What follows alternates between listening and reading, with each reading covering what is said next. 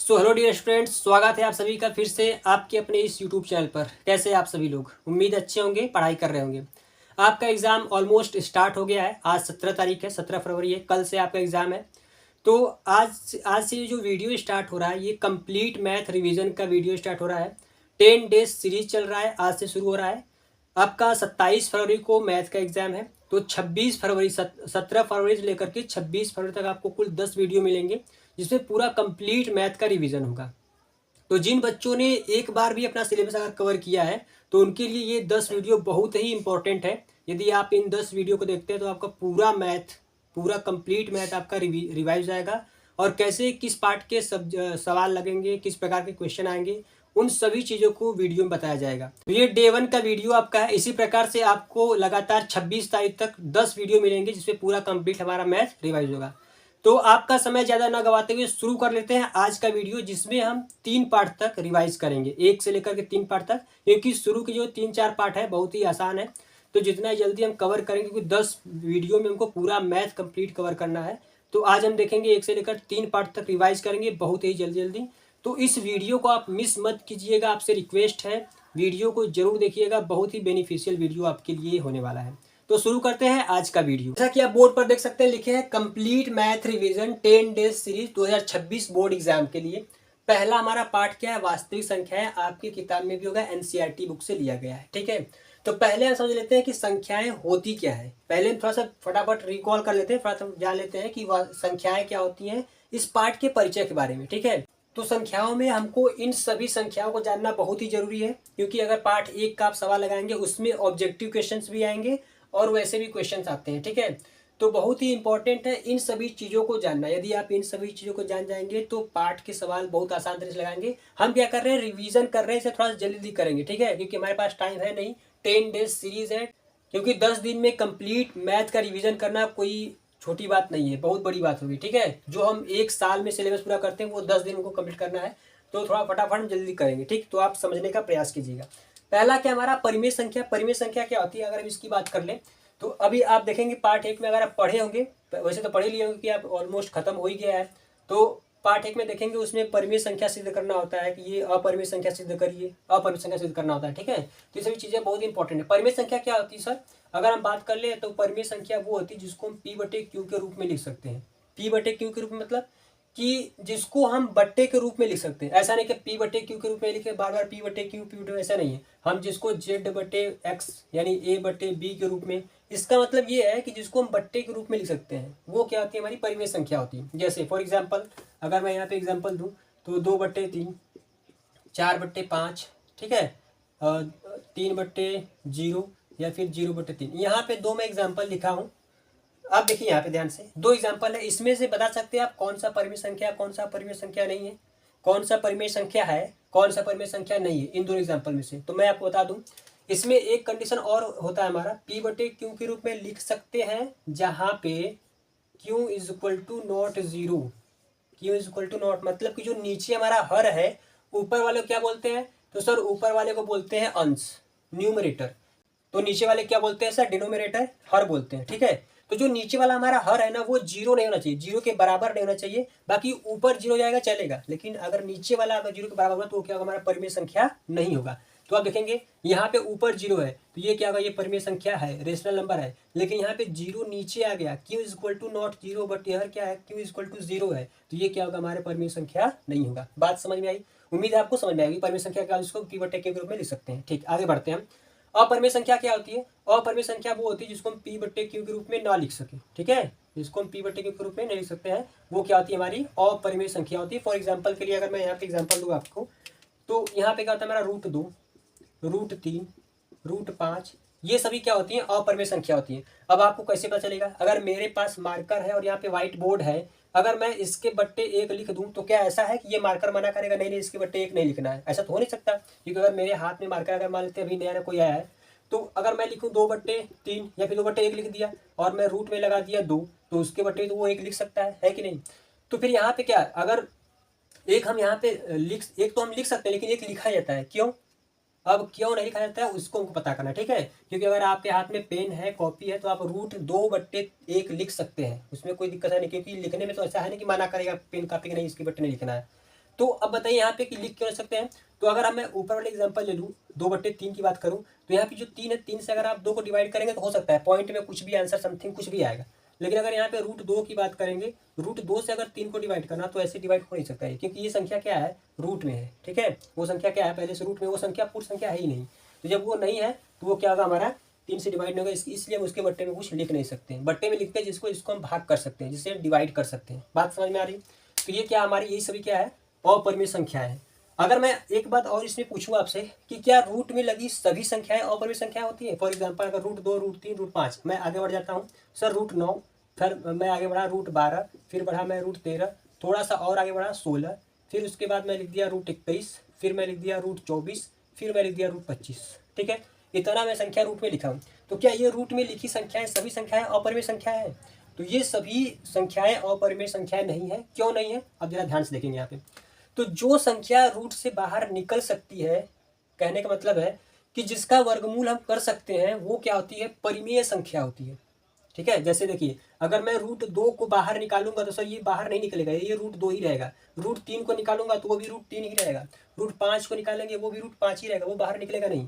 लेकिन अगर √9 की बात करें तो √9 को बताइए क्या लिख सकते हैं हम, लिख सकते हैं 3 × 3 लिख सकते हैं, 3 3 का 9 होता है। अब यहाँ पे 3 का एक पेयर बना, वर्गमूल में क्या होता है, एक पेयर बनाना होता है, घनमूल में 3 का पेयर बनाना होता है। यहाँ पे ये 2 का एक पेयर बन गया, सॉरी मैं बोला थोड़ा गलत। वर्गमूल में क्या होता है, 2 संख्याओं का एक पेयर होता है, घनमूल में 3 का एक पेयर होता है। ठीक है, तो यहाँ पे एक पेयर बन गया, जब एक पेयर बना तो वो क्या निकलेगा, एक बाहर निकल जाएगा। अब देखिए यहाँ पे जो रूट में 9 था वो निकल कर के आया 3। अब इसके बट्टे हम एक लिख सकते हैं सर, इसका मतलब ये कि ये क्या है, परिमेय संख्या है। बात समझ में आई।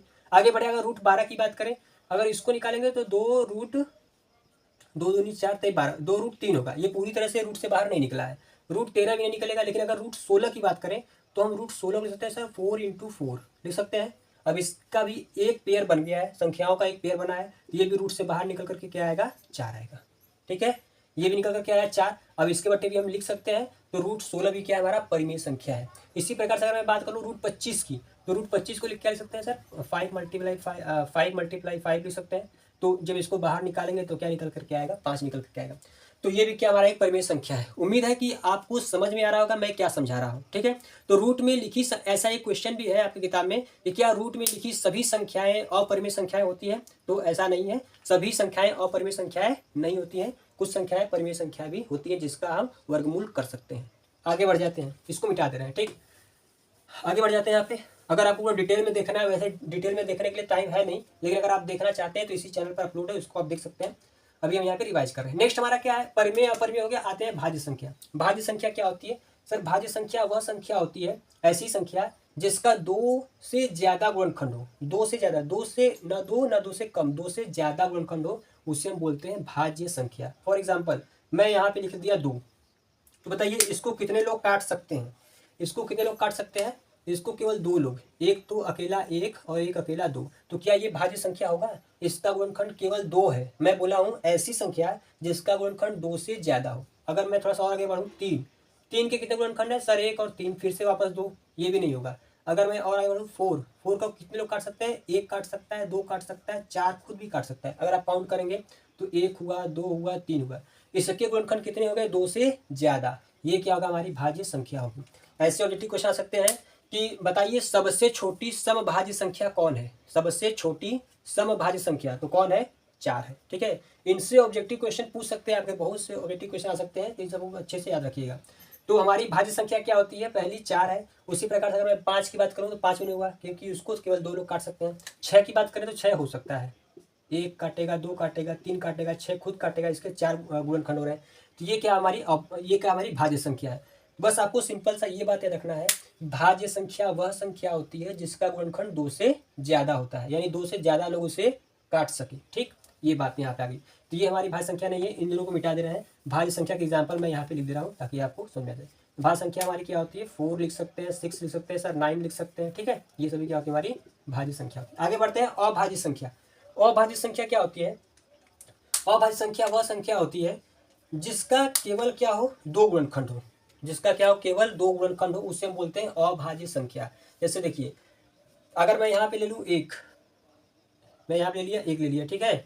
अब 1 का कितना गुणनखंड है, 1 का एक ही गुणनखंड है, तो ये क्या होगा, हमारा अभाज्य संख्या नहीं होगा। लेकिन अगर मैं 2 ले लूँ यहाँ पे, तो 2 का केवल 2 ही गुणनखंड है, एक से कटेगा और 2 खुद से कटेगा, ठीक है, एक से भी कटेगा और 2 से, यानी कि और इसको कोई नहीं काट सकता है, ठीक। उसके बाद अगर बात करें आगे 3, तो 3 एक है, फिर 3 है, ये भी क्या है, अभाज्य संख्या है। आगे बात करें 5, ये भी अभाज्य संख्या है। अगर मैं बात कर लूँ 6 का, नहीं ये नहीं हो पाएगा, ये तो हो नहीं पाएगा, क्योंकि इसको 4 लोग मिलकर के मार रहे हैं ना, बताइए 4 लोग मिलकर इसको मार रहे हैं, ये क्या, ये हमारी भाज्य संख्या, अभाज्य संख्या नहीं होगी, ये क्या होगी, हमारी भाज्य संख्या होगी, ठीक। तो यहाँ पे एक कट सकता है। आगे क्या हमारा 2 है अभाज्य संख्या, 3 है अभाज्य संख्या, 5 है अभाज्य संख्या, लेकिन 6 के कितने गुणनखंड है, 4 गुणनखंड हो गए सर, इसलिए ये हमारा अभाज्य संख्या नहीं होगा। आगे हम बढ़ते हैं विषम संख्या पर। किस पर आ जाते हैं, विषम संख्या। तो विषम संख्या क्या होती है, विषम संख्या वह संख्या होती है जो 2 से पूरी तरह से ना कटे, जो 2 से पूरी तरह ना कटे। फॉर एग्जाम्पल 3 ले लेते हैं, 5 ले लेते हैं, 7 ले लेते हैं, 9 ले लेते हैं, 11, 13, 15, 17, 19, ठीक है, इस प्रकार से आप एग्जाम्पल्स ले सकते हैं। ये हो गया हमारा विषम संख्या। नेक्स्ट हमारा क्या है, सम संख्या। सम संख्या वह संख्या जो 2 से पूरी तरह कट जाए, क्या 2, 4, 6, 8, 0, 10, इस प्रकार से, ठीक है, ये हमारी क्या होती है, सम संख्या। तो बहुत आसान है। आते हैं स्वाभाज्य संख्या पर। ये क्या होता है, इसको थोड़ा देखना ध्यान से। स्वाभाज्य संख्या यानी कि संख्याओं का एक ऐसा जोड़ा, संख्याओं का एक ऐसा जोड़ा जिसमें केवल गुणनखंड एक हो, एक गुणनखंड मिले। जैसे कि 3 ले लिए और क्या ले लिए, 7 ले लिए। अब अगर मैं आपसे पूछूं कि 3 को कौन कौन काट सकता है भाई, तो आप कहेंगे 3 को सर 1 काट सकता है, 3 काट सकता है, 7 को 1 काट सकता है, 7 काट सकता है। अब बताइए इन दोनों में कॉमन क्या मिल रहा है, इन दोनों में कॉमन मिल रहा है 1। तो ये क्या होगी, हमारी स्वाभाज्य संख्याएं होंगी, ठीक है, ये होगी हमारी स्वाभाज्य संख्याएं जिसमें केवल एक गुणनखंड मिल रहा है, गिनती का एक नहीं, ये संख्या एक मिल रहा है गुणनखंड, वो क्या होगी, हमारी स्वाभाज्य संख्या। फॉर एग्जाम्पल देखिए, अगर मैं यहाँ पे लिख दिया 5, ठीक है, और मैं यहाँ पे लिख दिया 17, क्या लिख दिया, 17, ठीक है। अब अगर देखेंगे 5 को कौन 1 काट रहा है, 5 काट रहा है, इसको 1 काट रहा है, 17 काट रहा है, और तो कोई है नहीं। 1 काट रहा है, 5 काट रहा है, फिर 1 17 काट रहा है, इसमें देखेंगे वापस से 1 ही मिलेगा। ये भी क्या होगी, हमारी अभाज्य स्वाभाज्य संख्या होगी, ठीक है। उम्मीद है समझ में आ रहा है आपको। ये सभी हमारी क्या है, स्वाभाज्य संख्याएं हैं। तो आप इनको देख सकते हैं। अब आ जाते हैं हम कि जो पाठ का नाम है वो क्या है, वास्तविक संख्या, ये क्या होती है। तो इन सबको अगर मर्ज कर दिया जाए, मिला दिया जाए, वही क्या होती है, हमारी वास्तविक संख्याएं होती है। वास्तविक संख्या में हमारा सब कुछ आ जाएगा। तो वास्तविक संख्या क्या होती है हमारी, ये सब क्या होती है हमारी मिला करके, जिसमें ये सभी आते हैं, वही क्या होती है, हमारी वास्तविक संख्या होती है। ये हमारा पाठ का परिचय, ठीक है, आप इसको देख सकते हैं। थोड़ा सा आगे बढ़ते हैं, परिचय में थोड़ा देख लेते हैं फटाफट, जल्दी जल्दी। परिचय में अगर आप आगे देखेंगे तो आपको सवाल में आता है एलसीएम और एचसीएफ के बारे में। एलसीएम क्या होता है, एचसीएफ क्या होता है, आपको बता देते हैं, थोड़ा ध्यान से देख लीजिएगा। वैसे तो ये कक्षा 4-5 का सवाल है, एलसीएम से हमको 5-6 में सिखाया जाता है, ठीक है, बहुत ही इंपॉर्टेंट है। देखिए आप इसको देख लीजिए। एलसीएम जैसे मान लेते हैं, अगर यहाँ पे कि 12, 15, 18 का एलसीएम निकालना, सर बताइए क्या होगा। तो हम कैसे निकालते हैं एलसीएम, तो हम 2 तरीके से निकाल सकते हैं। पहला क्या, हम ऐसे गुणनखंड से निकालते हैं ऐसे, ठीक है, 2 से काटेंगे 6 बार में, ये नहीं कटेगा सर, उतार लेंगे। 9 बार में काटेंगे, 2 से काटेंगे 3 बार में, ये नहीं कटेगा, इसको इस बार लिख देंगे। 3 से काटेंगे 5 बार में, फिर 3 बार में, ठीक, फिर इसको एस्टिस, फिर ये 1 बार में कट जाएगा, फिर 5 से काटेंगे हमारा ये पूरा। जब तक नीचे 1 नहीं आता है तब तक हम इसको काटना रहता है। यहाँ पे क्या है 5। जब हम यहाँ पे एलसीएम निकालेंगे तो क्या आएगा, 2 दूनी 4, 3 12, 3 36, 36 पंजे 180 हो जाएगा हमारा। यहाँ पे एलसीएम आ गया ये, इसका क्या आ गया, एलसीएम आ गया। इसी प्रकार से अगर इसका एचसीएफ हमको निकालना हो, इसका क्या निकालना, हमको एचसीएफ निकालना हो, तो हम एचसीएफ कैसे निकालते हैं, एचसीएफ निकालते हैं जैसे यहाँ पे क्या हो गया, 12 हो गया, 15 हो गया, 18 हो गया। तो इसका गुणनखंड देखेंगे, जैसे कि गुणनखंड क्या होता है, 2 दूनी 4, 3 12, 2 इंटू 2 इंटू 3, मार्कर चेंज कर लेना है, 2 इंटू 2 इंटू 3, इसका क्या जाएगा 3 इंटू 5, इसका क्या हो जाएगा 3 3 के 9 दूनी 18, 2 इंटू 3 इंटू 3 जाएगा, 2 3 18। देखिए क्या क्या एचसीएफ में क्या होता है, जो मिलता है उसी को लिखते हैं एचसीएफ में। तो क्या इसमें 2 है, इसमें 2 नहीं है, इसमें है लेकिन नहीं, इसमें 3 है, 3 है, इसमें 3 है। तो हमारा क्या मिला सर, एक 3 मिला, तो हमारा एचसीएफ क्या आएगा इसका 3, और कुछ मिल नहीं रहा है।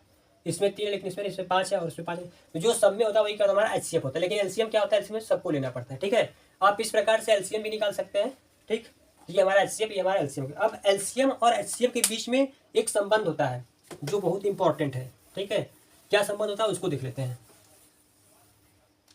तो हमारा संबंध होता है, जैसे आपको 2 संख्याएं दी होंगी, कि मान लेते हैं कि दे दिया कि 225, ठीक है, मान लेते हैं 90 दे दिया, ये हमारी 2 संख्याएं दे दी।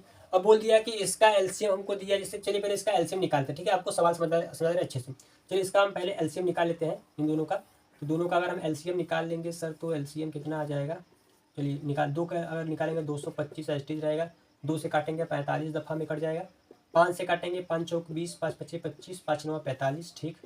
यहाँ पे 5 9 45, 9 एस्टी रहेगा, 3 से काटेंगे 3 दफ़ा में, फिर 3 से काटेंगे 1 खत्म हो जाएगा। एलसीएम हमारा क्या आएगा, तो एलसीएम आएगा हमारा 2 2 पच्चे 10 पच्चे 50, 50 तय 150, 15 तय 45, 450। एलसीएम क्या गया हमारा 450 आ गया। ठीक है, तो दो संख्या हमारी क्या थी 225 90, एलसीएम 450। देखिए मैं आपको समझा जो रहा हूँ वो समझ रहे हो। ठीक है, एलसीएम हमको पता हो गया सर कितना 450, ये आया था। तो अब सवाल कैसे आएगा, बोलेगा कि दो संख्याएं हैं जिनका एलसीएम क्या है 450 है। ठीक है, दो संख्याएं हैं जिनका एलसीएम 450 है, तो बताइए एचसीएफ क्या होगा उसका, बताइए कि एचसीएफ क्या होगा। ये हमारा सवाल इस प्रकार से आता है, बहुत इंपॉर्टेंट सवाल है, और एक सवाल तो जरूरी आएगा इसका ऐसा करके। ठीक है, तो हमसे पूछ लिया एचसीएफ बताइए क्या होगा, तो हम कैसे निकालेंगे। देखिए एक हमारा सूत्र होता है, सूत्र क्या होता है कि दो संख्याओं का गुणनफल बराबर होता है लॉसक गुणे मॉसक, यानी एलसीएम गुणे एचसीएफ के। ये हमारा सूत्र होता है, बहुत इंपॉर्टेंट सूत्र है, आप इसको याद रखिएगा। अब इसमें देखिए ऐसा नहीं कि एक ही सवाल आएगा, इसमें कई सवाल आ सकते हैं। जैसे अगर यहाँ पूछ लिया एचसीएफ, फिर पूछ सकता है कि किन्हीं दो संख्याओं का एलसीएम और एचसीएफ दिया है, तो पहली संख्या दी दूसरी संख्या बताइए, या फिर बोल दिया कि एलसीएम एचसीएफ दिया है, दूसरी संख्या दी पहली संख्या बताइए, या फिर बोल दिया कि दो संख्याओं का एचसीएफ है तो एलसीएम बताइए। ठीक है, इस प्रकार इसमें 4-5 क्वेश्चन पूछ सकता है, आप इसको याद रखिएगा, इसी सूत्र पर हो जाएगा। देखिए कैसे करेंगे हम, दो संख्याओं गुणनफल, संख्या क्या क्या है सर, संख्या है हमारा 225 90, निकाल लेते हैं हम। 225 90 बराबर लसम को दिया है 450 मल्टीप्लाई एचसीएफ हमको निकालना है सर, कोई दिक्कत नहीं, फटाफट हम निकाल लेंगे एकदम तेजी से। देखिए यहाँ पे मल्टीप्लाई है ना, यहाँ पे गुणनफल मल्टीप्लाई है। ये जो 450 इधर क्या है मल्टीप्लाई इधर कर क्या करेगा डिवाइड करेगा, तो हम यहाँ पे ला करके भाग करा देंगे उससे, तो यहाँ पे आएगा जो 450 बराबर एचसीएफ और बराबर में ऐसे हो जाएगा। ठीक, जीरो से हमारा यहाँ पे जीरो कट जाएगा। ठीक है, जीरो से हमारा जीरो कट गया। अगर हम यहाँ से 9 काटेंगे तो 9 से तो 9 पच्चे 45, 5 से काटेंगे तो 5 चौक का 20 और 5 पच्चे 25। ठीक है, तो हमारा एचसीएफ देखिए क्या आएगा, एचसीएफ हमारा बहुत आसानी से कितना आ गया 45 आ गया। एचसीएफ क्या आ गया हमारा 45 आ गया। उम्मीद है दोस्त समझ में आ रहा होगा। देखिए इसका एचसीएफ निकाल कर आपको दिखा दे रहे हैं, इन संख्याओं का एचसीएफ निकाल दे रहे हैं। तो 225 का अगर हम एचसीएफ 90 का एचसीएफ निकालेंगे तो क्या आएगा, 225 को काट सकते हैं कितनी 25 9 225 होता है, तो 3 मल्टीप्लाई 3 मल्टीप्लाई 5 मल्टीप्लाई 5, 90 क्या आता है 15 छक्के 90 ना, 15 चौके 60, 15 छक्के 90, तो इसको कर देते हैं तो कितनी बार हो जाएगा 2 गुणे 3 गुणे 3 गुणे 5, 2 ते 6 छत्रिक 18, 18 पचे 90। अब देखिए एचसीएफ में क्या करते हैं, एचसीएफ में जो जो मिलता है उसको लिखते हैं। तो एचसीएफ बराबर इसमें 3 है तो एक तो यहाँ पे 3 ले लेंगे हम। ठीक, एक और 3 है तो एक और 3 ले लेंगे, एक 5 है तो एक 5 ले लेंगे, 3 त्रिक 9 पच्चे 45। देखिए यहाँ पे आया कि नहीं आया, आ गया। किस सूत्र से आया हमारा, इस सूत्र से आया, दो संख्याओं का गुणनफल बराबर लसो गुणे मस होता है। तो ये जो सूत्र है बहुत इंपॉर्टेंट है, इसको आप याद रखिएगा। इस इंपॉर्टेंट सूत्र इससे कई सवाल इसमें पूछ सकता है, जैसा कि मैं आपको पहले बता दिया हूँ। ठीक, तो उम्मीद है आपको बेसिक समझ में आया होगा, उम्मीद है आपको इंट्रोडक्शन समझ में आया होगा। देखते हैं सवाल, तो सवाल इसमें का सब नहीं बताएंगे, एक एक सवाल बताते फटाफट क्योंकि रिवाइज चल रहा है, टाइम हमारे पास है नहीं। तो पहला अगर सवाल देखेंगे तो क्या बोला है, निम्नलिखित संख्याओं का अभाज्य गुणनखंडों के गुणनफल के रूप में व्यक्त कीजिए। तो बहुत ही आसान है। ठीक है, हम कैसे करेंगे, इसका पहले गुणनखंड निकाल लेंगे, फिर उसके गुणनखंड निकालने के बाद उसके घात के रूप में उसको कर देंगे। तो देखिए पहला का दो सवाल ले लिया आपको समझाने के लिए। सवाल में बोला है कि इनको अभाज्य गुणनखंडों के गुणनफल के रूप में व्यक्त कीजिए। तो बहुत आसान सवाल है, कुछ नहीं करना है। देखिए कैसे करेंगे हम इसको, यहाँ पे बराबर लगा दिए। देखिए ऐसे करना है, यहाँ से आप खींच लेंगे, गुणनखंड इसका करना है तो कैसे करें, अभाज्य गुणनखंड करना है। ठीक है, अभाज्य गुणनखंड वो अपने आप हो ही जाएगा, इससे 2 से काटेंगे 3 से 4 से इस प्रकार से। तो पहले देखते हैं विभाजता का नियम आप पढ़े होंगे कि ये 2 से कटेगा नहीं कटेगा। अगर आखिरी का अंक 2 4 6 8 0 होता है तो 2 से कटता है, लेकिन आखिर क्या है हमारा 5 है। और 3 के लिए क्या चेक करते हैं, 3 के लिए चेक करते हैं सभी संख्याओं का योग, 8 3 11 2 13 और 13 5 18, 5 2 7 7 8 15 13 18, 3 से कट जाएगा। ठीक है, तो 3 से कटेगा 3 एकम 3 3 दूनी 6, फिर उसके बाद 12 हो जाएगा, 3 चौक के बाद 3 एकम 3, फिर 3 दूनी 6 22 हो जाएगा, 3 7 21, फिर 3 5 15। अब देख लेते हैं 12 से 3 से कटेगा नहीं, तो 2 1 3 ये कट जाएगा, 7 12 3 से कट जाएगा, 3 चौक के 12। ठीक है, फिर 3 दूनी 6, फिर 3 5 15। ठीक, 4 2 6 6 5 11। अब ये 3 से नहीं कटेगा तो किससे कटेगा, 5 से कटेगा। तो 5 8 40, 5 5 25, फिर 5 से काट देंगे तो 5 एकम 5, 5 7 35। अब ये डायरेक्ट 17 से कटेगा, 17 क्या है, एक अभाज्य संख्या है। ठीक है, अब इसको लिखना है गुणनफल के रूप में, तो कैसे लिखेंगे हम, देखिए 3 × 3 × 5 × 17 ये हो गया। लेकिन हमको ऐसे लिखना है, ये पावर लगाना है। 3 कितने हैं? 2 है तो 3 के पावर 2। 5 कितने हैं? 2 है तो 5 के पावर 2। 17 कितना? 1 है तो इसके पावर 1 करने की जरूरत नहीं। ये हमारा क्या हो गया? आंसर हो गया। उम्मीद है आपको समझ आया होगा। देख लेते हैं नेक्स्ट। नेक्स्ट हमारा क्या, फिर इसको भी करेंगे उसी प्रकार से। 2 से तो कटेगा नहीं, आखिरी में 9 है तो देख लेते हैं 3 से कटेगा कि नहीं। तो 9 3 से कट जाएगा, 4 2 6 कट जाएगा, 7 नहीं कटेगा, 3 से भी नहीं कटेगा, 4 से भी नहीं कटेगा, 5 से भी नहीं कटेगा। तो देखिए जब कभी भी ऐसा हो कि 6 से भी ना कटे ना, 9 से 8 से इससे नहीं कट रहा है, तो ये किसी न किसी अभाज्य संख्या से ही कटेगा। तो 13 से चेक कर लेते हैं। 13 से भी नहीं, 13 25 65, 13 25 65, फिर उसके बाद 6 5 4 9 92 10 11, 13 से नहीं कटेगा। फिर 14 15 16 17, 17 से चेक करेंगे तो 17 चौका 68, 6 फिर हो जाएगा कितना 62, 17 51, फिर 9 2 11 119, 17 6 17 से कट जाएगा। ठीक है, ये किससे कटेगा? 17 से कटेगा। तो 17 से काटेंगे तो कितनी बार? 17 चौका 68, बचेगा 6 62, 17 51, फिर बचेगा कितना 9 1 9 2 11। ठीक है, 9 2 11 बचेगा, फिर 119 जाएगा तो 17 7 119, 17 छक्का 17 7 119। फिर अब ये किससे कटेगा? तो अगर अब इसको हम देख ले तो 19 से कट रहा है, 19 दूनी 38, फिर उसके बाद 5 7 19 से 19 से कट रहा है, 19 दूनी 38, 19 से 57। ठीक, अभी डायरेक्ट 23 से कटेगा। तो जब कोई भी अगर ऐसा आ गया एग्जाम में, अगर वो 6 से नहीं कट रहा है, 2 से नहीं कट रहा है, 9 से नहीं कट रहा है, तो डायरेक्ट उसको चेक करिए किससे? अभाज्य संख्या से चेक करिए फटाफट। ठीक, अब इसको अगर हम लिखेंगे तो क्या लिखेंगे? 17 मल्टीप्लाई 19 गुणे 23, इन सब की पावर एक ही है, तो आप इसको इस प्रकार से ही लिख सकते हैं। इस प्रकार से पहले का आंसर हमारा सब कुछ हो जाएगा। देख लेते हैं नेक्स्ट क्वेश्चन। तो अगर आपके पास किताब होगा तो आप किताब में देखेंगे क्वेश्चन नंबर 2 3 4 जो है सेम टू सेम सब वही सवाल जो मैं एक सूत्र बताया था, दो संख्या गुणनफल बराबर एलसीएम गुणे एचसीएफ। देखिए पहले दूसरे में क्या बोल रहा है? पूर्णांकों के निम्नलिखित युग्मों के एचसीएफ और एलसीएम ज्ञात कीजिए तथा इसकी जांच कीजिए कि दो संख्याओं गुणनफल बराबर एचसीएफ और एलसीएम है कि नहीं। तो आपको क्या करना है? एक का निकाल लेंगे आप, पहले एलसीएम निकालेंगे, फिर एचसीएफ निकाल लेंगे, फिर वही सूत्र लगा देंगे एलसीएम गुणे एचसीएफ, दो संख्याओं के बराबर। ठीक है, चलिए कब दिखा दे रहे हैं आपको फटाक से। पहला ले रहे हैं हम 26 91 का। देखिए 26 और 91 का हम निकाल लेते हैं एलसीएम और एचसीएफ दोनों। तो अगर 26 से देखेंगे तो 2 गुणे सर क्या हो जाएगा 13, और इसका देखेंगे तो 13 सत्ते 91, क्या हो जाएगा 13 सत्ते 91, 7 गुणे क्या हो जाएगा 13 हो जाएगा। तो अगर इसका हम एचसीएफ निकालेंगे तो क्या आएगा 13 आएगा, और एलसीएम अगर हम निकालेंगे तो एलसीएम हमारा क्या जाएगा? सब 13 यानी कि 2 भी होगा, 7 भी होगा, 13 भी होगा। तो 7 दूनी 14, और 14 और 13 का गुणा करेंगे तो आपस में कितना आ जाएगा?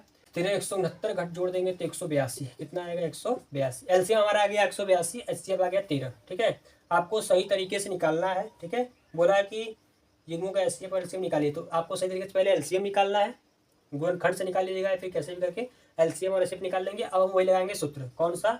दो संख्याओं का गुणनफल। तो मैं सूत्र लिखता हूँ, डायरेक्ट करता हूँ। दो संख्या कौन कौन सा है? 26 है, 91 है, बराबर एलसीएम है 13 और 182। तो गुणा कर देंगे 26 एक कम 26 का 6, और 26 नविया कितना हो जाएगा सर? 234। ठीक, 234 में अगर हम जोड़ देंगे तो कितना हो जाएगा? 236। ये हमारा है। इसका गुणा करने पर 13 दूनी 26, और 13 दूनी 26 2, फिर 13 से क्या 13 बट्ठे 104।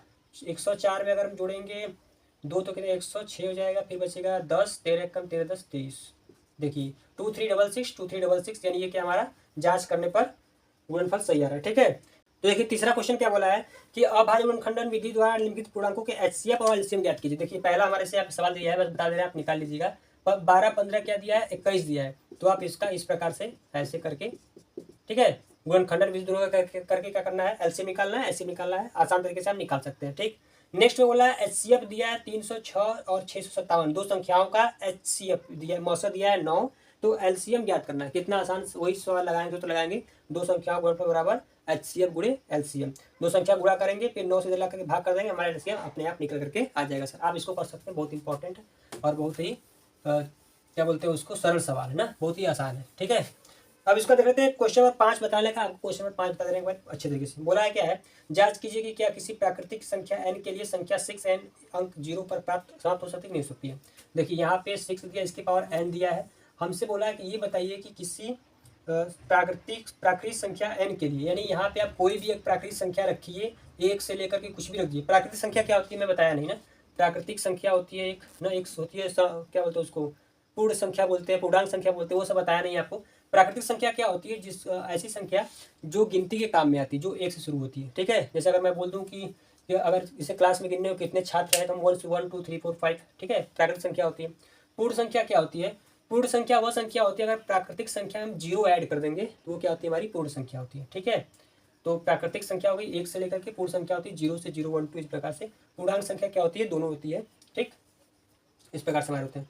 तो देखिए आगे अगर मैं बात कर लूँ यहाँ पे, तो बोला क्या है कि n के लिए आप कोई भी प्राकृतिक संख्या रखिए। क्या ऐसा कोई प्राकृतिक संख्या है कि 6 की यानी कि 6 के पावर यहाँ पे कोई भी प्राकृतिक संख्या रखने पर क्या जो भी इसका अगर गुणा हम करेंगे, पावर करेंगे, तो वो 0 पर समाप्त हो सकता है कि नहीं हो सकता है? इकाई का अंक 0 पर आ सकता है नहीं? जैसे देखिए समझिए यहाँ पे, अगर मैं 6 के पावर 5 रख दिया, वो बोला है 6 के पावर 7 रख लो, 6 के पावर 8 रख लो, तुम्हारी जो मर्जी, 6 के पावर 9, बस 6 के पावर प्राकृतिक संख्या रखना है। अगर वो बोलता है पूर्ण संख्या सर, तो 6 के पावर 0 भी हो सकता था, 6 के पावर 0 भी, लेकिन यहाँ पे वो पूर्ण नहीं बोला है, वो केवल प्राकृतिक संख्या बोला है। तो आप प्राकृतिक संख्या में कुछ भी रखिए। फिर वो पूछ रहा है क्या इसका हल करने पर वो इकाई का अंक जो है 0 पर समाप्त होगा कि नहीं होगा? तो ये समाप्त नहीं होगा। कैसे? अब देखिए ध्यान से समझ लीजिए, हमको इस प्राकृतिक संख्या से मतलब नहीं है कि कुछ भी संख्या रखने पर वो 0 पर समाप्त होगा। ये 0 पर समाप्त कब होगा? देखिए जो ये नीचे वाला हमारा बेस वाला जो संख्या है ना, जो हमारा ये बेस का संख्या नीचे 6 है, अगर इसमें अगर एक पेयर होता, किसका किसका? 2 का और 5 का, 2 और 5 का अगर इसमें पेयर होता, इस 6 में अगर ये एक पेयर होता, तब इसके पावर पे रखने पर कोई ऐसी संख्या जरूर होती जिसकी पावर रखने पर क्या होता है हमारा? वो 0 पर समाप्त होता। लेकिन क्या बताइए, अगर 6 में कोई ऐसा पेयर है 2 और 5 का, इसमें आप कहेंगे इसमें क्या है, केवल 2 है लेकिन इसमें 5 नहीं है, यानी इसमें ऐसा कोई पेयर नहीं है। 6 में 2 और 5 का एक भी पेयर नहीं है, इसलिए आप इस n की जगह पे कोई भी प्राकृतिक संख्या रख दीजिए, वो 0 पर समाप्त नहीं होगा। आप कैसे लिखेंगे? आप लिखेंगे कि जो हमारा ये आधार यहाँ पे 6 दिया है, बेस आधार दिया है 6, उसमें 2 और 5 का कोई भी एक पेयर यानी एक जोड़ा नहीं है, इसलिए n की जगह पर प्राकृतिक संख्या कोई भी प्राकृतिक संख्या रखने पर वो 0 पर समाप्त नहीं होगा।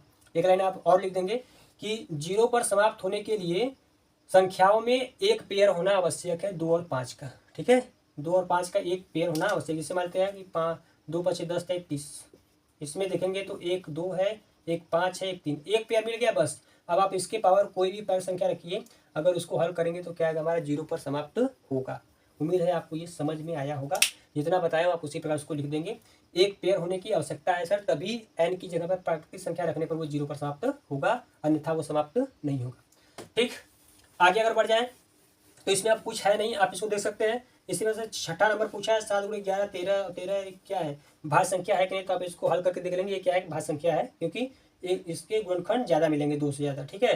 तो ये क्या है, भाज्य संख्या है। 7वां बोला है कि 18 मिनट लगते हैं जब किसी में चक्कर लगाने में रवि को 12 मिनट लगते हैं, तो मान लीजिए दोनों के स्थान पहुंचने में, इसका आप लसन निकाल लेंगे, 7वें का आंसर आ जाएगा, ठीक है।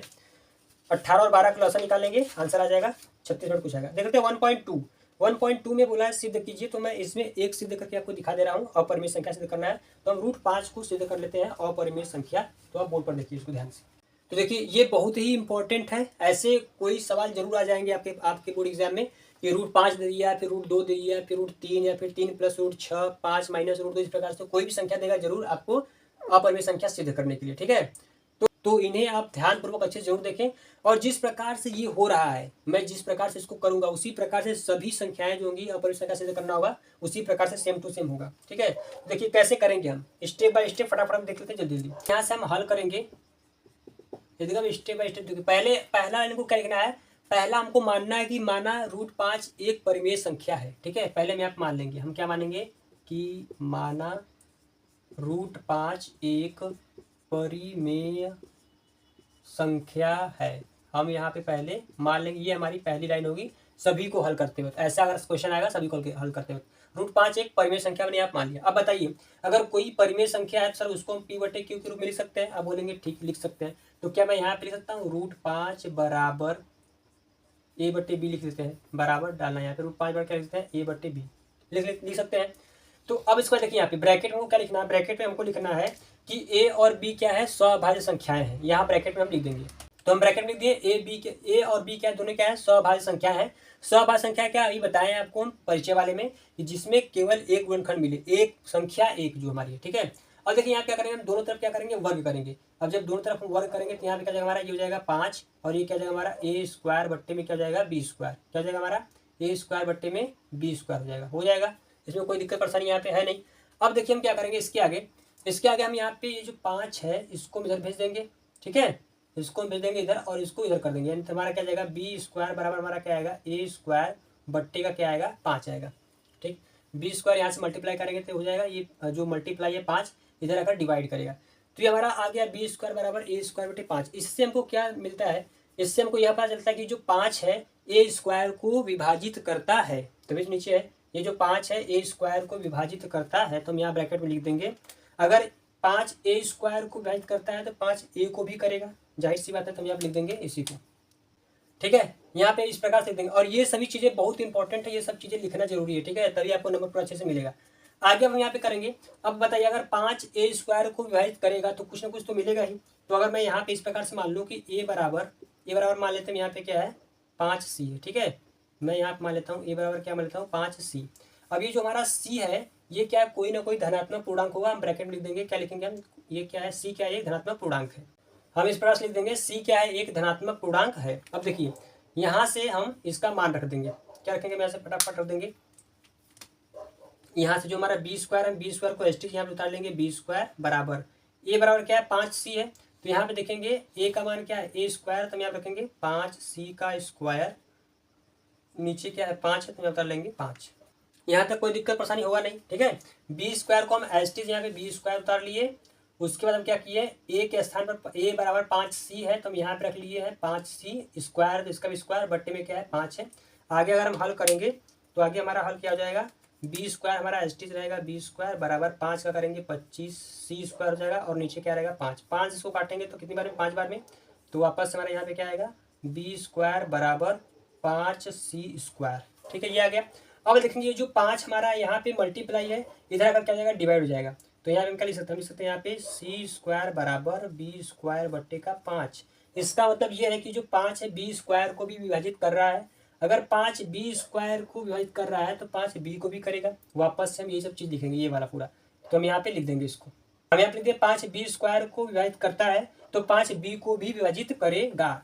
अब एक बात हमको यहाँ बताइए, यहाँ पे अभी ये 5 जो था ए स्क्वायर को कर रहा है विभाजित, ए को भी कर रहा है, फिर वही 5 बी को भी कर रहा है, तो क्या ऐसा पॉसिबल है, जबकि हम यहाँ पे मान लिए हैं कि ए और बी क्या है सौभाज्य संख्या है। सौभाज्य संख्या क्या होती है सर, सौभाज्य संख्या वह संख्या होती है जिसमें केवल क्या मिलता है एक हमारा कॉमन गुणनखंड, जिससे एक साथ इसमें केवल एक है, एक ही एक संख्या है जो दोनों को काट सकती है, लेकिन यहाँ पे एक के अलावा एक तो संख्या वो होगी, क्योंकि अगर 100 भाज्य तो एक तो काटेगा ही और यहाँ पे 5 भी काट रहा है, तो क्या ये पॉसिबल है कि किसी 100 भाज्य संख्या को 2 लोग काट सकते हैं, ऐसा ये पॉसिबल नहीं है, ठीक है, तो ये पॉसिबल नहीं यहाँ पे। तो ऐसा हुआ क्यों है, ऐसा इसलिए हुआ है हमारी गलत कल्पना के कारण। हमने यहाँ पे क्या माना था, हमने मान लिया था कि √5 एक परिमेय संख्या है, इसी गलत कल्पना के कारण हमारा यहाँ पे इस प्रकार से हो रहा है। तो हम यहाँ पे लिखेंगे कि यह जो विरोधाभास है ये हमारी गलत कल्पना के कारण हुआ है, ठीक है, हम लिख देंगे यह विरोधाभास हमारी गलत कल्पना के कारण हुआ है, अतः हम कह सकते हैं √5 क्या एक अपरिमेय संख्या है। हम यहाँ पे इसी प्रकार इसको लिख देंगे, आप लिख सकते हैं इसको, ठीक है, स्पेस है नहीं, तो मैं बोल दे रहा हूँ जो हमारा क्या है ये विरोधाभास हमारी गलत कल्पना के कारण हुआ है, अतः हम कह सकते हैं √5 एक अपरिमेय संख्या है। तो यदि आपको ये अच्छे से अपरिमेय संख्या समझ में नहीं आया, वैसे तो बहुत आसान है, मैं यहाँ पे रिवाइज कर रहा हूँ, थोड़ा जल्दी बता रहा हूँ, लेकिन अगर आपको समझ में नहीं आया है तो इसी चैनल पर है, आप देख सकते हैं, उसमें अपरिमेय संख्या सिद्ध करना, जितने भी अपरिमेय संख्या सिद्ध करना है √5 √7 √2 3 प्लस √5 है, फिर 6 प्लस रूट, इस प्रकार जितने भी संख्याएं हैं सभी संख्याओं को मैं एक ही वीडियो में सिद्ध किया हूँ, आप इसी चैनल पर देख सकते हैं। अपरिमेय संख्या सिद्ध करना SH स्मार्ट स्टडी में है, एक जगह आपको पूरा मिल जाएगा, अच्छे तरीके से आप उसको देख सकते हैं, ठीक है, बहुत आसान तरीके से आपको समझ में आ जाएगा, ठीक। तो ये उम्मीद है आपको समझ में आया होगा। तो इस प्रकार से दोस्त हमारा पार्ट 1 जो था रिवाइज हुआ। देख लेते हैं पार्ट 2, तो हम देख लेते हैं पार्ट 2 बहुपद। बहुपद हमारा क्या होता है, बहुपद जिसमें चर अचर मिले होते हैं वो क्या होती है, हमारी बहुपद होती है, ठीक है। जैसे मैं यहाँ पे लिख दूँ 2x हमारा हो गया 3x स्क्वायर माइनस 2 हो गया, ठीक। इस प्रकार से ये सभी क्या होते हैं हमारे सर बहुपद होते हैं, ठीक है, ये सभी क्या होते हैं हमारे बहुपद होते हैं। बहुपद देखिए क्या होता है, जैसे कि एक हमारा क्या होता है पद के आधार पर हम उसको देखते हैं, कौन सा पदी, एक पदी द्विपदी त्रिपदी होता है, ठीक है। एक पदी जैसे कि मान लेते हैं यहाँ पर अगर ऐसे लिखा है, ये क्या हमारा एक पदी हो गया पद के आधार पे, ठीक। अगर मैं लिख दूँ यहाँ पे 3x माइनस का 2, ये क्या हो गया द्विपदी हो गया। अगर मैं यहाँ पे दूँ 3x square minus 4x plus का 3 दूँ, ये क्या हो गया हमारा त्रिपदी हो गया, ठीक है। तो पद के आधार पर भी हमारे बहुपद होते हैं और घात के आधार पर भी होते हैं। अगर मैं आपको घात के आधार पर बताऊँ तो जैसे मान लेते हैं यहाँ देखिए, अगर मिल गया 2x+1, अब ये कौन सा पद है, कौन सा बहुपद है, ठीक है, सॉरी बहुपद, एक पदी बहुपद, द्विपदी, त्रिपदी बहुपद। अब घात के आधार पर बहुपद क्या होता है, जैसे ये हमारा हो गया एक, अगर मैं यहाँ पे इसी पर लिख दूँ 2x² + 1, या फिर मैं लिख दूँ 2x³ + 1, ठीक है। तो ये कौन कौन से बहुपद है, तो आप देखेंगे जिस समीकरण का, जिस बहुपद का सबसे बड़ी घात अगर एक होती है तो उसको बोलते हैं रैखिक बहुपद। क्या बोलते हैं, रैखिक बहुपद, ठीक है, ये तो समझ में आया। अगर जिसकी घात, अगर सबसे अधिकतम घात क्या दो हो, उसको बोलते हैं द्विघात बहुपद। क्या बोलते हैं, द्विघात बहुपद बोलते हैं। अगर किसी बहुपद का सबसे बड़ी घात अगर 3 हो तो उसको बोलते हैं त्रिघात बहुपद, त्रिघात बहुपद। यही सब चीजें हैं, ठीक है। तो ये हमारा क्या हो गया, घात के आधार पर हो गया रैखिक बहुपद, द्विघात बहुपद, त्रिघात बहुपद, पद के आधार पर हो गया एक पदी बहुपद, द्विपदी, त्रिपदी, ठीक है। तो इस प्रकार से हमारा ये सभी होते हैं, ठीक। उम्मीद है आपको समझ में आएगा। आगे अगर मैं इसके आगे अगर पढ़ूँ तो इसके आगे हमारा क्या होता है, शून्यकों का गुणांक होता है, ठीक है, और शून्यकों का योगफल होता है। जैसे देखिए, अगर यहाँ पे दिया हो हमको कि, पहले आप तो याद कर लीजिए कि शून्यकों का गुणांक क्या होता है। अगर लिख दे कि शून्यकों का योगफल और लिख दूं शून्यकों का गुणांक, शून्यकों का गुणांक। देखिए शून्यकों का योगफल क्या होता है, तो शून्यकों का योगफल होता है सर अल्फा प्लस बीटा। क्या होता है, अल्फा प्लस बीटा, जिसको हम लिखते हैं -b/a। और गुणनफल क्या होता है, गुणनफल क्या लिख दिया हूँ मैं, गुणनफल अल्फा इंटू बीटा होता है, जो क्या होता है c/a होता है, ठीक है। ये हमारा होता है शून्यकों का गुणनफल, ये होता है शून्यकों का शून्यकों का योगफल, ये होता है शून्यकों का गुणनफल, ठीक है। बोलने थोड़ा सा गलती है, लेकिन आप यहाँ पे लिख दिया, आप इसको देख सकते हैं alpha plus beta -b/a, alpha into beta c/a हमारा ये होता है। जैसे देखिए फॉर एग्जाम्पल के लिए अगर मैं यहाँ पे लिख दूँ, मान लेते हैं मैं यहाँ पे लिख दिया कि 3x² - 5x + 4 = 0। इसमें हमको निकालना है अल्फा प्लस बीटा और अल्फा इंटू बीटा। कैसे निकालेंगे, देखिए अगर मैं यहाँ बात कर लूँ कि अल्फा प्लस बीटा अगर निकालना है हमको क्या निकालना है, अल्फा प्लस बीटा, तो क्या होता है -b/a होता है। अब इसमें a कौन है, b कौन है, c कौन है। देखिए जो यहाँ पे सबसे बड़ी घात, यानी कि जो द्विघात के पास होता है, यहाँ पे ये क्या होती है, हमारी a होती है, और ये क्या होती है, b होती है। ये हमारी a है, ये b है, और ये अचर पद क्या होती है, हमारी c होती है। अच्छा एक बात मैंने बताया नहीं कि चर होता है एक क्या होता है, अचर होता है। चर पद होता है, अचर पद। ये जो चर होता है ये क्या होता है हमारा, इसका जो मान होता है हम हर जगह बदलता रहता है, ठीक है। इसका जो मान है हर जगह बदलता रहता है, उसको बोलते हैं चर पद। जैसे कि XYZ जो भी होते हैं हमारे, ठीक है, ABCD जो भी होता है हमारा, वो क्या होता है, चर पद होता है। अचर क्या होता है, इसका मान नहीं बदलता। जैसे कि संख्या जो हमारी थी 5 6 7 8, अगर 5 यहाँ पे है तो 5 ही रहेगा, ठीक है। आप स्कूल में जाकर देखेंगे, ये पूछेंगे कितना है 5, घर पे आके पूछेंगे 5, ठीक है। लेकिन अगर x का मान इस समीकरण में, x का मान अगर 2 आ रहा है, तो उसी x का मान समीकरण, दूसरे समीकरण में कुछ और आ सकता है, उसी x का मान किसी और समीकरण में कुछ और आ सकता है, ठीक है कि नहीं। तो ये जो चर हैं ये हमेशा बदलते रहते हैं, ठीक है, हमेशा ये चलते रहते हैं, जिसको हम बोलते हैं निशाचर, ठीक है। जैसे अगर याद करना, अगर आपको याद ना हो रहा हो, तो जो निशाचर देखे रात में चलते हैं, तो उसको बोलते हैं चर, ठीक है, जो हमेशा इधर उधर चलते रहते हैं, चलते रहते हैं, ठीक। तो जो XYZ के जो मान होते हैं, क्योंकि इनका मान हमेशा बदलता रहता है। लेकिन अगर आप इनका मान देखेंगे, तो अगर यहाँ धरती पर 5 है, सर मून पर जाके पूछेंगे ये कौन सा है, सर 5 ही है, ठीक है। लेकिन यहाँ पर x का मान अगर निकालेंगे, फिर किसी और निकालेंगे, उसका मान हमेशा चेंज होता रहता है। ये चर है, ये क्या है, अचर है, ठीक। तो इसमें हम यहाँ पे आते हैं, इस वाले में आते हैं। थोड़ा सा जल्दी कर रहे हैं, इसलिए थोड़ा कुछ छूट जा रहा है, इसलिए बाद में बता दे रहे हैं, अगर समझ में आ रहा है तो। अल्फा प्लस बीटा क्या होता है, -b/a, सब बता दिए। b क्या है हमारा, b है 5, यहाँ पहले से माइनस है और यहाँ भी माइनस है, तो ब्रैकेट लगाएंगे 5। a का मान क्या है 3, माइनस माइनस क्या हो जाएगा सर, प्लस, तो 5/3। अल्फा प्लस बीटा क्या आ गया 5/3। हमको निकालना क्या है, alpha into beta. Alpha into beta फिर निकालेंगे क्या होता है, c/a। c का मान -4, a का मान 3, तो ये आ गया हमारा अल्फा इंटू बीटा। बताइए समझ में आया, ये इंपॉर्टेंट है, इसको याद रखिएगा। आगे अगर हम पढ़ते हैं थोड़ा सा शून्यकों का, सॉरी, हम देख लेते हैं बहुपद का शून्यक क्या होता है। अगर हम देख लें बहुपद का शून्यक क्या होता है भाई, उसको देख लेते हैं। बहुपद का शून्यक, बताइए बहुपद शून्यक। जैसे मान लेते हैं, मैं यहाँ पे एग्जांपल ले लिया है 3x + 4 = 0। अब यहाँ पे हमको बताना है कि बहुपद का शून्यक क्या होता है। ध्यान देखिए शून्यक होता क्या है, इस चर का ऐसा मान जो इस बहुपद को 0 के बराबर कर दे। बात समझ आ रही है, इस चर का ऐसा मान हमको यहाँ पे रखना है कि इस पूरे बहुपद को क्या कर दे, 0 के बराबर कर दे, वही क्या होता है, बहुपद का शून्यक होता है। तो ये कैसे निकालेंगे सर, बहुत आसान तरीके से निकालेंगे। देखिए 3x ऐसे रहेगा, ये जो प्लस का 4 है उधर भेज देंगे तो क्या हो जाएगा सर, -4 हो जाएगा, ठीक। अब यहाँ से हम इस चर का मान निकालेंगे, ये मल्टीप्लाई है, इधर यहाँ का क्या करेगा, इसको डिवाइड करेगा, -4/3। अब देखिए इसी चर का मान -4/3 आया है। अब यहाँ पे रख कर देख लीजिए हमारा क्या करेगा, इस बहुपद को तुरंत बना देगा 0। बहुपद क्या था हमारा 3x+4, बहुपद का सॉरी चर का मान क्या आया था माइनस, तो हम यहाँ रखेंगे -4/3 प्लस का 4, 3 से 3 कैंसिल आउट, बचा क्या -4 + 4 = सर 0। तो ये क्या होता है, हमारा बहुपद का शून्यक होता है। इस चर का, किसी चर का ऐसा मान जो पूरे बहुपद को क्या कर दे, 0 के बराबर कर दे, वही क्या होता है, बहुपद का शून्यक होता है। अब कितने शून्यक आ सकते हैं, जितनी बड़ी घात होगी उतने उसके शून्यक होंगे। अगर इसकी सबसे बड़ी घात 1 थी तो इसका शून्यक 1 आया है। अगर इसकी सबसे बड़ी घात 2 होगी तो इसका शून्यक 2 आएगा। बड़ी घात 3 होगी तो शून्यक 3 आएगा। बात समझ में आ रही है। शून्यक क्या होता है, जो बहुपद को 0 कर दे, और कितने शून्यक आ सकते हैं तो वो उसके घात पर डिपेंड करता है कि उसकी सबसे बड़ी घात क्या है। अगर सबसे बड़ी घात 1 है, 1 यहाँ पे आया है। अगर 2 का निकालेंगे 2 शून्यक आएंगे, 3 का निकालेंगे 3 आएगा, 3 का क्या घात, ठीक है।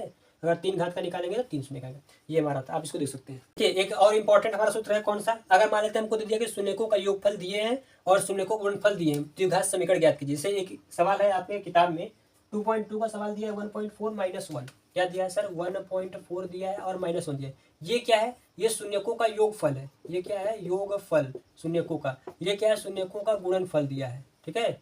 हमसे बोला क्या है, हमसे बोला है कि द्विघात समीकरण आप ज्ञात कीजिए। तो हम कैसे करेंगे, एक हमारा सूत्र होता है, सूत्र आप याद रखिएगा। सूत्र क्या होता है, x² - alpha into beta, sorry alpha plus beta, alpha plus का बीटा और फिर x फिर प्लस अल्फा इंटू बीटा। ये हमारा क्या होता है, सूत्र होता है द्विघात समीकरण बनाने का। गजब का लिख रहा हूँ ना, बहुत मजा किया। ठीक है, तो कैसे बनाएंगे, देखिए x² हमारा एस्टिज रहेगा माइनस अल्फा प्लस बीटा, मतलब कि ये योगफल पूरा दिया है, ठीक है। ये जो अल्फा प्लस बीटा ये पूरा, ऐसा नहीं कि अल्फा की जगह इसको रख दे, बीटा की जगह इसको रख दे, ठीक है। सही से क्वेश्चन पढ़कर करिएगा। बोला क्या, सवाल बोला है योगफल दिए हैं गुणनफल दिए हैं, तो ये योगफल है, यानी ये पूरे का मान क्या 1/4 है। तो हम यहाँ रखेंगे 1/4 मल्टीप्लाई, अगर हम यहाँ पे x से करेंगे तो क्या जाएगा, x/4 आ जाएगा, ठीक है। डायरेक्ट यहाँ कर दें, प्लस अल्फा इंटू बीटा क्या दिया है -1, तो प्लस माइनस में क्या जाएगा हमारा माइनस हो जाएगा, यहाँ -1 हो गया, ठीक। यहाँ से एलसीएम लेंगे हम तो 4, यहाँ पे क्या जाएगा 4x² माइनस यहाँ पे x रहेगा, यहाँ पे -4 जाएगा, इक्वल टू इधर क्या करेंगे हम 0 कर देंगे, ठीक है। 0 जाएगा हमारा, तो ये जो हमारा बट्टे में 4 है उधर जाएगा क्या करेगा 0 जाएगा, तो 4x² - x - 4 = 0। तो ये हमारा क्या जाएगा, द्विघात समीकरण 4x² - x - 4। ये हमारा आ गया एक द्विघात समीकरण। किसकी मदद से सर, इसकी मदद से। तो इम्पोर्टेंट ये हुआ ना कि ये, ठीक है। तो ये याद रखना जरूरी है, x² माइनस ब्रैकेट में alpha plus beta x plus alpha into beta बराबर 0, ठीक है। तो प्रश्नावली 2.2 में ही देखेंगे, पहला सवाल दिया है कि बोला है कि निम्न द्विघात बहुपदों के शून्य ज्ञात कीजिए और शून्यकों तथा गुणांकों के बीच के संबंध की सत्यता की जांच कीजिए, ठीक है। बहुत आसान है, कुछ करना है नहीं। पहले आप क्या करेंगे, शून्य निकाल लेंगे उसका x² - 2x - 8 से गुणनखंड विधि से, ठीक है। एक निकाल के दिखा दे आपको, चलिए एक निकाल के दिखा दे रहे हैं। x² - 2x - 8 है वैसे, चलिए ठीक, x² - 2x - 8 यहाँ पे दिया है, ठीक। तो अगर मैं इसका गुणनखंड विधि से निकाल दूँ, शून्य ज्ञात कर लूँ, तो क्या आएगा 8 × 8। तो 8 का हमको एक ऐसा पेयर बनाना है, संख्याओं का एक ऐसा पेयर जिसका गुणा करने पर -8 है और घटाने पर -2 है। तो क्या हो सकता है, 4 दूनी के 8, ठीक है। गुणा करके क्या लाना है माइनस, तो माइनस अगर गुणा करके लाना है तो आप छोटे को रखिए या फिर बड़े को रखिए, उससे कोई फर्क नहीं पड़ता, माइनस ही आएगा, ठीक है। जैसे अगर -4 का गुणा 2 में करेंगे तब भी क्या आएगा -8 आएगा। अगर +4 का गुणा -2 में करेंगे सर तब भी क्या आएगा -8 आएगा। लेकिन फर्क यहाँ पे पड़ जाएगा, हमको -2 लाना है, तो बड़े वाले को रखेंगे माइनस, छोटे वाले को प्लस, तब बड़े में से छोटे घटाएंगे तो क्या आएगा -2 आएगा। बात समझ में आई। तो ये सभी चीज़ें अच्छे से ध्यान में रखना है, ठीक है, नहीं तो फिर आंसर वही गड़बड़ आएगा, एक क्वेश्चन को लेकर फिर फंसे रह जाएंगे। तो x² माइनस क्या रखेंगे सर, 4x प्लस का 2x माइनस का 8 = 0, ठीक है। यहाँ से x फाइंड आउट करेंगे तो x - 4 प्लस 2x - 4 = 0। तो x + 2 और x - 4, तो जब x + 2 = 0 निकालेंगे तो x बराबर -2 आएगा, x - 4 = 0, तो x बराबर क्या आएगा सर 4 आएगा, ठीक है। तो हमारे यहाँ पे दो शून्य आ जाएंगे, x बराबर -2 और एक क्या आएगा x बराबर 4। तो अब इसमें हमको क्या बोला है, बोला है कि शून्यकों तथा गुणांकों के बीच के संबंध की सत्ता याद कीजिए। तो फिर क्या इसके बाद हम क्या कर लेंगे, इसके बाद देखिए हम यहाँ से हल कर लेंगे गुणन, उनके बीच का सत्ता की जांच करनी है, तो हम कर लेंगे उसको अच्छे तरीके से। तो देखिए हम यहाँ पे क्या करेंगे, कर लेंगे, पहले हम लिखेंगे शून्यकों का योगफल, ठीक है। यहीं पे कर लेते हैं। ये जो हमारा आया यहाँ क्या, ये अल्फा है, ये क्या हमारा बीटा है, ठीक है। अल्फा और बीटा का मान हमारा यहाँ पे आ गया। इस प्रकार से हम निकालेंगे, अल्फा और बीटा का मान आ जाएगा। फिर हम रखेंगे सूत्र क्या था, शून्यकों का योगफल, शून्यकों का योगफल।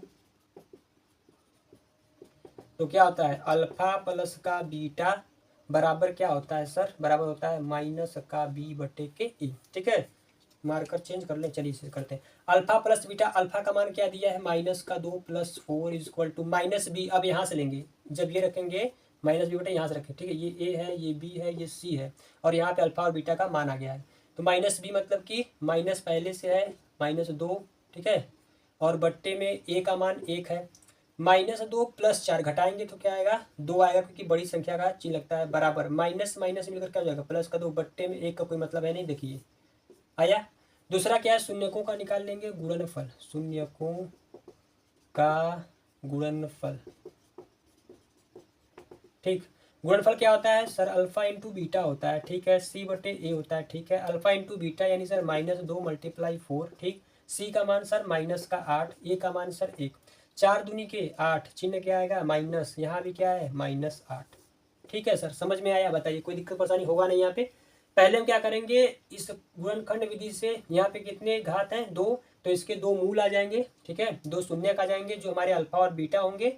इस अल्फा और बीटा से यहाँ पे शून्यकों का योगफल, शून्यकों का गुणनफल रख करके हम सत्यता की जांच कर लेंगे बहुत आसानी से। उम्मीद है आपको समझ में आया होगा। थोड़ा सा और बता दें आपको, देखिए एक हमारा क्या होता है, ग्राफ होता है। ग्राफ जो पहले वाले सवाल में मैं उसको बताया नहीं, ग्राफी विधि से भी आता है शून्यकों को ज्ञात करना ना, शून्यकों को ज्ञात करने के लिए ग्राफी विधि से इसमें ग्राफ बनाया, मैं दिखा दूँ आपको, किताब में है। तो देखिए ऐसे भी आता है, ग्राफी विधि से शून्यकों को ज्ञात कीजिए। अगर बोलेगा एक्स अक्ष पर ज्ञात करना है सिर्फ, तो सिर्फ हम एक्स का देखेंगे। अगर वाई का बोलेगा तो हम वाई का देखेंगे। ठीक है, देखिए कैसे निकालते हैं, इसको ध्यान देख लीजिए।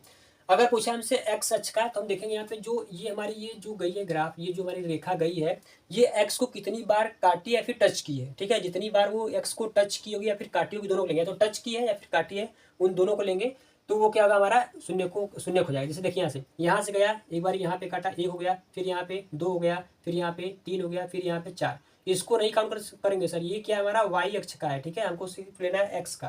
तो ये एक्स को यहाँ पे, फिर यहाँ पे 2, फिर 3, फिर 4, इसमें शून्य कितने आ जाएंगे, तो इसमें शून्य आ जाएंगे हमारे 4।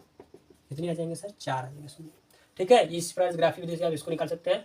टच भी किया हुआ उसको, जैसे हमारे अगर यहाँ से ऐसे जाकर बस पे रुक गया ऐसे, ठीक है, एक्स पे जाकर ऐसे रुक गया, ये क्या हो जाएगा हमारे यहाँ पे 5 हो जाएगा, फिर शून्य। ठीक, टच भी किया होगा उसको भी लेंगे। जिसका पूछेगा उसी का, ऐसा नहीं कि इसको भी काउंट कर ले, यहाँ पे 6 हो गया। ठीक है, ऐसे नहीं करना है। एक्स का पूछेगा केवल तो एक्स का ही लेंगे, वाई पूछेगा तो वाई का। इस प्रकार से हमारा ये होता है पार्ट जो हमारा पूरा रिवाइज हुआ। उम्मीद है आपको समझ में आया होगा। तो वीडियो को यही पे समाप्त करते हैं। माफ़ी चाहेंगे, मैं बोला था 1 से लेकर 3 पार्ट तक इस वीडियो में रिवाइज करेंगे, लेकिन वीडियो थोड़ा सा लंबा हो गया है, इसलिए इस वीडियो को यहीं पे रोकना पड़ रहा है। ठीक है, मिलते हैं जल्दी ही नेक्स्ट वीडियो में, डे 2 में मिलते हैं। आप इस सीरीज को पूरा जरूर करिएगा, 10 वीडियो आप पूरा अच्छे से जरूर देखिएगा, आपके पूरे पार्ट अच्छे तरीके से रिवाइज हो जाएंगे। तो उम्मीद है आपको यह वीडियो अच्छा लगा होगा। मिलते हैं जल्दी ही नेक्स्ट वीडियो में, डे 2 में मिलते हैं नेक्स्ट चैप्टर को लेकर के। तब तक के लिए बाय बाय, टेक केयर, अच्छे से पढ़ते रहिए। Thank you so much for watching this video.